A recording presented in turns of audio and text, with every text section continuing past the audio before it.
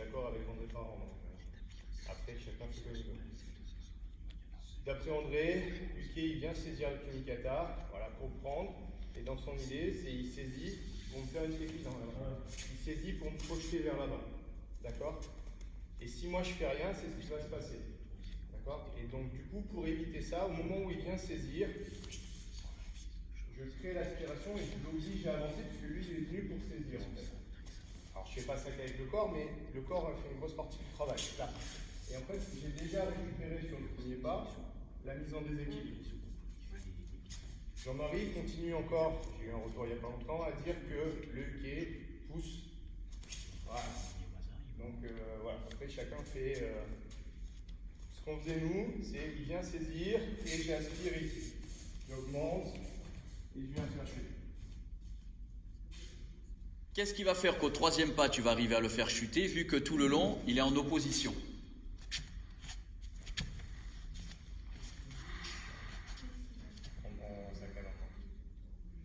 Ici, j'aspire, d'accord? Il est quand même relativement droit, mais il n'est pas non plus sur l'arrière. J'ai déjà récupéré un petit peu. Sur le deuxième, c'est là où je vais amener ici et je vais venir verrouiller mon kumikata ici en venant coller la paume de main sur la poitrine du partenaire. Là. C'est là où en fait il passe de la position droite avec de la résistance à une position légèrement sur l'avant, toujours en voulant résister. D'accord? Et sur le troisième, au moment où je m'efface, c'est là où je fais le coup final. En fait, ça se voit pas beaucoup, mais ça se voit sur la main gauche qui vient ouvrir, et la main droite, elle doit venir ici, pêcher un petit peu, amener un petit peu le partenaire.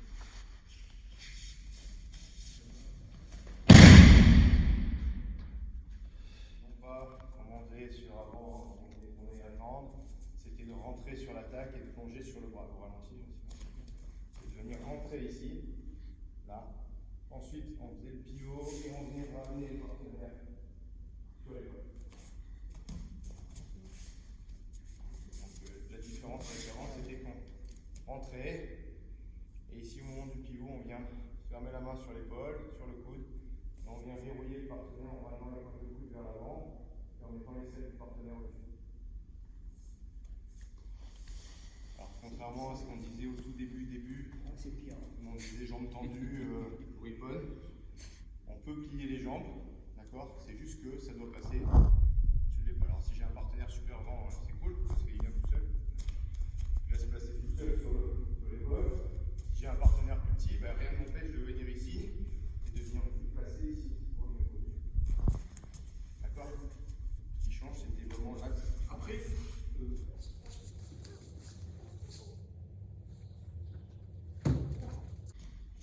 là, il n'y a rien d'extraordinaire, si ce n'est peut-être sur la fin, sur le moment du chargement. 1, on prend toujours sur le même principe, j'aspire le premier en reculant un peu les épaules, je saisis la garde. 2, je passe sur le haut du biceps et je commence déjà un petit peu à ouvrir. Sur le 3, j'ouvre complètement, c'est là où je fais sauter la garde, il vient se poser sur la main, ça va m'aider à le treuiller puisqu'il vient s'accrocher sur mon coude. Ici, je l'amène un maximum. Quand je descends, en fait, le seul petit truc qu'André nous fait faire, on dit toi, avance le pied. Ici, quand on vient là, il nous faisait venir. Ici, on voit tous les judokas nous, qui font ça. Normalement, on vient là, et en fait, c'est cette jambe qui va repousser mon épaule opposée sous le partenaire. Ici. Pardon. Ok, donc quand on est ici, on se treuille.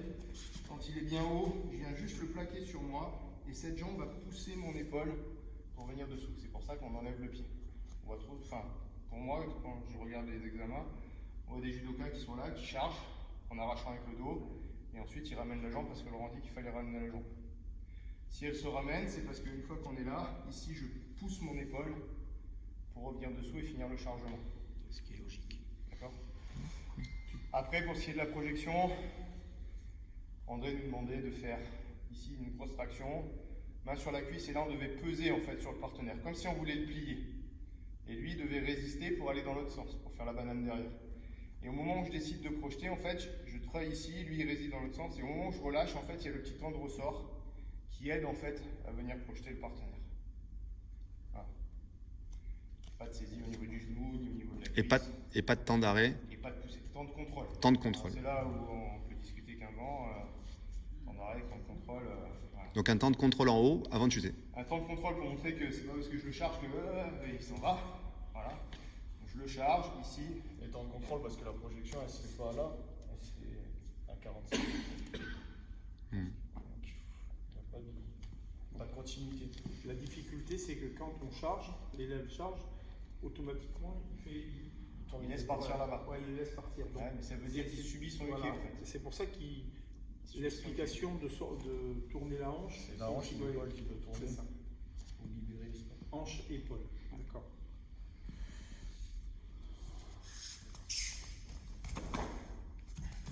Reste là. Et ouais, sans chute. On commence. On peut ralentir. Alors l'idée c'est de rentrer, protéger sa tête pour que le bras glisse dans le dos. En fait, lui il finit de frapper, ça glisse dans le dos. Et pendant qu'il est on monte un peu le bras derrière. Pendant qu'il est en train de glisser, je viens choper la hanche, je ramène la jambe en orientant le pied dans l'axe où ça va partir ici, là. On dit.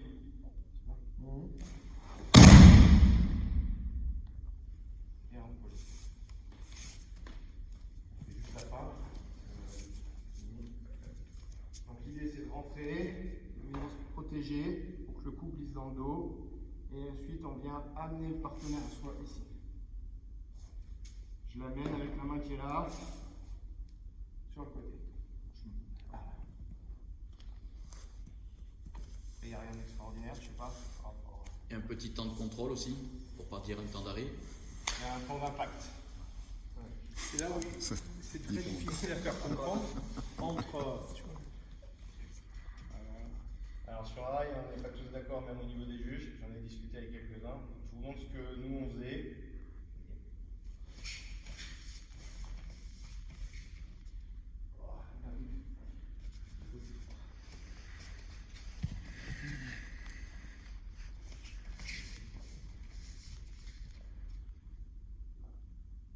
Une fois qu'on est là, on vient brosser à 45 degrés à l'extérieur. Juste pour moi, sur les examens, ce qui à chaque fois me gêne énormément, c'est des gens qui sont décalés ici, comme ça. Des gens qui sont décalés ici à l'intérieur et qui viennent travailler avec toute la jambe. Moi, ça m'embête vraiment. Et on en voit, 90% c'est ça.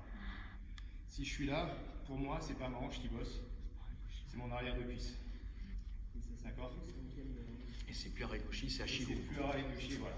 Alors, après, c'est pour ça qu'on va faire comme ça.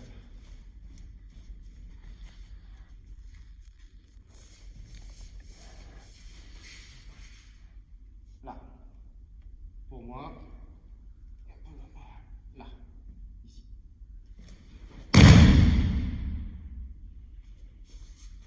C'est comme ça qu'on nous demandait sur les échéances qu'on avait en compétition. En fait, la plupart du temps, quand ils font le demi-tour, moi je dis ça par rapport à mes élèves, quand ils sont ici et qu'ils font le demi-tour, ils viennent se décaler à l'extérieur, et quand ils reviennent dans l'axe, en fait le partenaire il est plus sur les mêmes rails que nous. Moi j'insiste toujours en disant qu'il y a des espèces de rails par terre. Quand je fais mon demi-tour, je vais sur le rail, et là je me force à pousser ma hanche pour revenir sur le même rail. Et là je suis devant mon partenaire. Beaucoup d'élèves qui se retrouvent comme ça, c'est moi qui dois être bien et lui qui doit être moins bien à côté. Là, le rôle de équipe est super important. C'est pas parce que moi je le vrille sur le côté que laisse partir justement. C'est pas parce que je le vrille sur le côté qu'il doit se casser et tourner. C'est là où il a ce rôle important où quand il finit, qu'il ramène le pied, il doit venir faire une défense en fait sur Tori. Ici, il vient ramener la hanche en disant non, j'irai pas. Et là, il reste droit. Et là, ça part.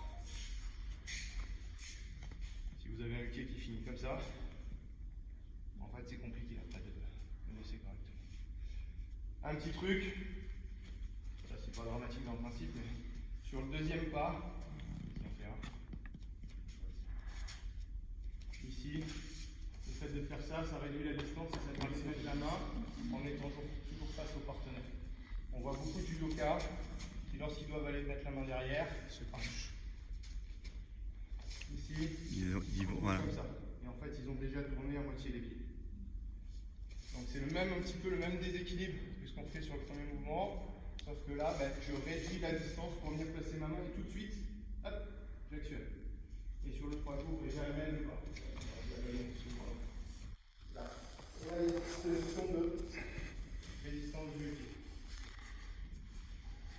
Quand tu poches, tu lèves la jambe devant ou pas? Tu lèves la On n'est pas obligé. Les deux formes sont acceptées sur la forme, enfin sur les complètes. Donc soit on ramène ici, on vient poser le gros orteil, ça permet de bien pousser la hanche et encore directement.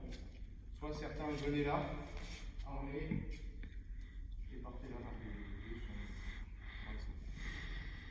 Et à la fin, on passe à devant.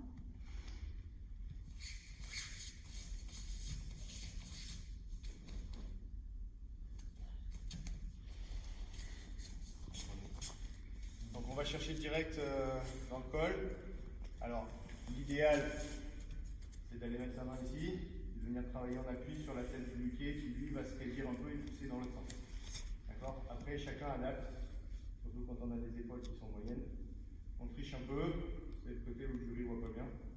Donc on triche un peu, on vient sur le côté, ça permet des fois de être plus à l'aise pour monter l'épaule quand on est un peu coincé. 2, on amène toujours un petit peu, donc on ramène un petit peu sur l'avant. 3, je grandis et je viens ici. Là, je l'amène, je finis l'avant. C'est tout ça qu'elle est là. Je finis de l'amener, il est un petit peu sur l'avant, mais toujours au pied. Hop là. Voilà.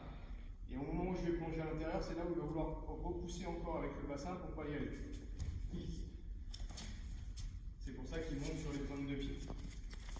En gros, sur mon ramené ici, là, il vient juste dire non, j'irai pas. Et au moment où ça pivote pour descendre, il y a le trou qui se crée. Du coup, pour pas y aller, il essaie de cambrer un petit peu. En cambrant, on a un pied super droit qui va passer fort dessus et droit. Parfait. On nous demande de venir saisir différents. Vas-y, saisis. On ne nous demande pas de venir saisir dessous. Sur les compètes, il nous demandait de venir saisir ici pour pouvoir venir déclencher le premier pas en fait. D'accord? Et on retrouve ce qu'on a fait tout à l'heure avec la main, ici, au moment du décalage, on vient coller ici. Voilà. Après c'est le petit temps, et 1-2 en accélérant, on ne se rapproche pas, on conserve à peu près entre 20-30 cm, une longueur d'avant-bras à peu près. Donc en parallèle, et on vient bien découper vers en bas.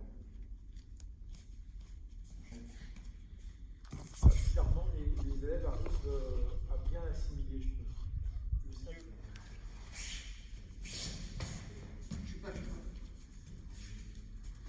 Alors, pour faire le parallèle avec la forme française, on venait ici, ça faisait 1, 2, et on venait balayer, presque avec les hanches aussi, en montant ici le partenaire, on avait des pieds qui montaient jusque là, avant de redescendre au sol.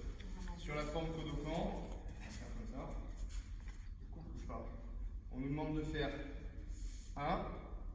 Là, il y a un petit temps d'arrêt. Alors pourquoi? L'explication que j'ai eue, moi, c'est que tout le kata, il se passe dans ce sens-là pour l'instant. D'accord? Et à un moment donné, je vais surprendre mon hockey et je vais partir sur le côté. Il va y avoir un petit temps où il se raidit un peu parce que qu'est-ce qui se passe? Et ensuite, je réaccélère sur les 2 pas suivants. Chute une fois ou pas? Si on peut en avoir quelques-uns.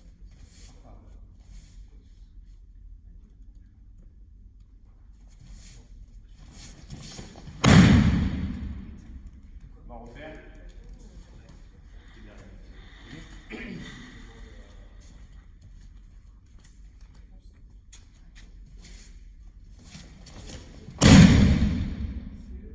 Celui-là, on venait balayer. On se rapprochait un peu et on venait balayer en montant. Sur la Kodokan, on vient ici. 1, il y a ce petit temps de surprise. Et 1, 2, et là on vient découper vers le bas en fait. Là. Au lieu de chercher à avancer et monter, on vient. Alors on fléchit un peu la jambe d'appui, parce que si je suis raide, je m'arrête là. Si je fléchis un peu, je vais balayer un petit peu plus loin. Donc l'idée, pour les élèves qui font ça, c'est j'appuie sur un cure-dent et je shoote le bas du cure-dent.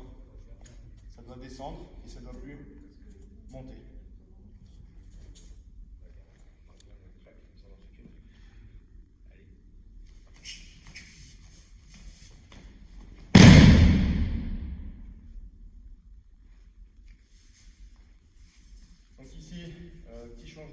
sur les pieds par rapport à la fente française. 1, 2 avec un petit peu de traction ici. Et le 3, en fait, on va venir l'ouvrir en rentrant les orteils vers l'intérieur, sans que la fente française en parte en côté direct. En fait, ça permet de maintenir une aspiration du partenaire pour qu'il fasse vraiment son troisième pas et qu'il vienne vraiment buter. D'accord? Là, on l'a vraiment beaucoup arrêté. Il n'y a pas tant de temps d'arrêt que ça sur le blocage du pied. Hein. Ça part direct dans la foulée derrière. Il me semble que la fente française, quand on faisait le blocage, on venait faire 1, 2. Là, sur la forme Kodokan, c'est j'ouvre ici pour pouvoir tourner les hanches, je bloque, et quand je ferme, les deux mains projettent ici, et on vient à l'extérieur sur place. Donc en fait, je change d'axe. Mon partenaire ne chute pas là-bas, il vient chuter plus devant moi. C'est ça, tu comprends? Donc, c'est moi. Ce qu'il faut vraiment, c'est que je passe derrière la ligne de mon talon ici, là, derrière la ligne, légèrement à 45 sur le côté. On évite de garder le pied dans l'axe, ça bloque un peu les hanches pour la rotation. On vient ici, on passe son appui en bloc, et ici on vient fermer.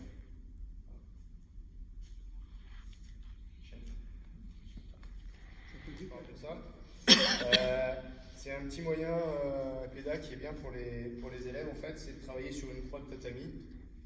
Donc on démarre à une longueur d'avant-bras, c'est le même démarrage que quand on prenait la garde tout à l'heure sur les techniques. Ici, on avance pied droit, dès que j'ai saisi, je commence mon travail, je décale. Sur la fente française, on était un peu plus loin et on venait ici, bam, s'imposer, et ensuite on faisait rupture.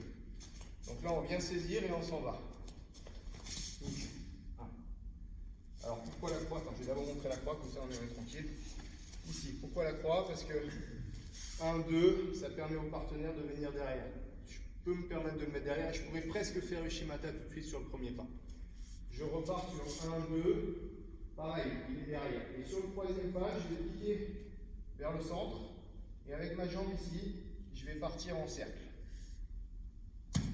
D'accord? C'est pas Ushimata hanche, c'est un Ushimata jambe.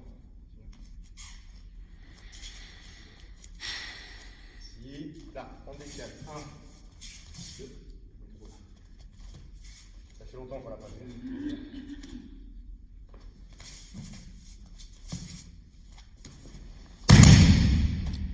Il est beau. Voilà, donc les petits repères là avec les tapis, ça permet d'être à peu près synchro pour être dans le bon timing pour attraper la jambe. Et ça marche très bien avec les jeunes. Le seul erreur qu'il faut faire attention, c'est que on doit bien être perpendiculaire à la ligne. Perpendiculaire à la ligne. Et ensuite, après le piquer vers le centre, c'est en fonction des morphos, il faut adapter. Plus ou moins rentré, plus ou moins écarté, ça après il faut s'adapter avec le partenaire qu'on a. Et l'erreur qu'on a au début quand on parle de la croix, c'est des gens qui continuent à faire ça et qui viennent là. Bien. Si je suis sur ma croix et que je fais ça, à aucun moment je peux le faire, c'est pas possible. Par contre, si je viens ici en perpendiculaire, je pourrais partir. D'accord? C'est juste un petit truc qui fait que des fois c'est plus facile.